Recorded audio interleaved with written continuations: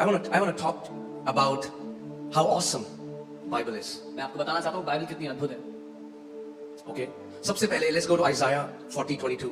यशायाह 40 उसका 22. It is he who sits above the circle of the earth.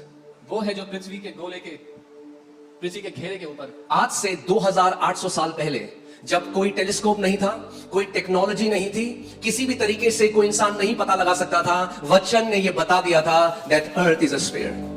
2800 years ago when there was no telescope, no technology to tell what it looks like, but the Bible tells us that it was a sphere. वो एक घेरा है. Amen. Do you know that Christopher Columbus was inspired by the word? Christopher Columbus जो है वो वचन के द्वारा प्रोत्साहित हुए थे.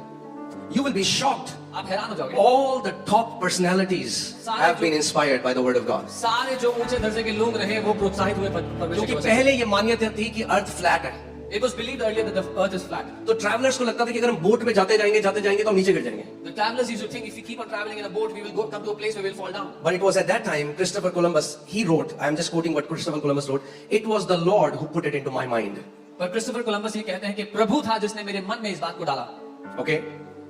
So, second, if you read Job 26:7, which was written 3,500 years ago, 3500 साल पहले लिखा गया अय्यूब, उसमें ऐसा लिखा है. he stretches out the north over empty space, he hangs the earth on nothing. वह उत्तर दिशा को निराधार फैलाए रहता है और बिना टेक पृथ्वी को लटकाए रखता है.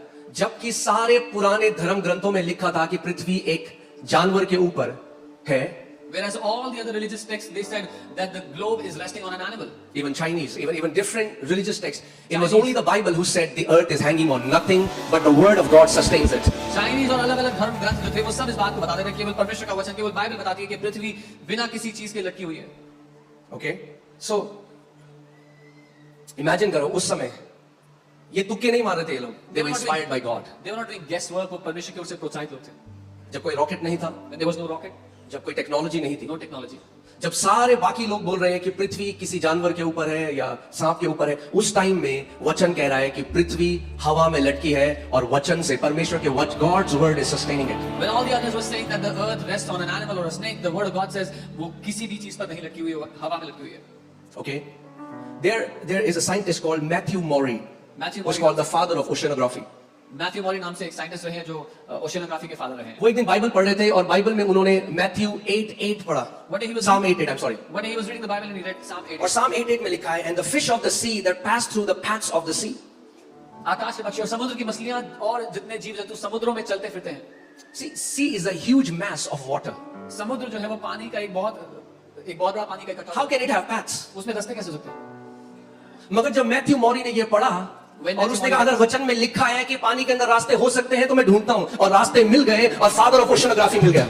But he said if it is written in the word that there are paths, के रास्ते हैं पानी में, he said I will find it. He found them and became the father of oceanography. Can you put that? Okay, if you see, Maury took God at his word. I challenge you, you can take God at his word. मौरी ने परमेश्वर के वचन को पकड़ लिया. मैं आपको चुनौती देता हूं, आप परमेश्वर के वचन को पकड़ लो. Again, ये कौन है? Who are these? ये एक बोरी चावल दे दिया क्या मैथ्यू मॉरी को? Did someone give a bag of rice to Matthew? अरे ये टॉप साइंटिस्ट है जिनकी डिस्कवरीज की वजह से आज our lives have been so better.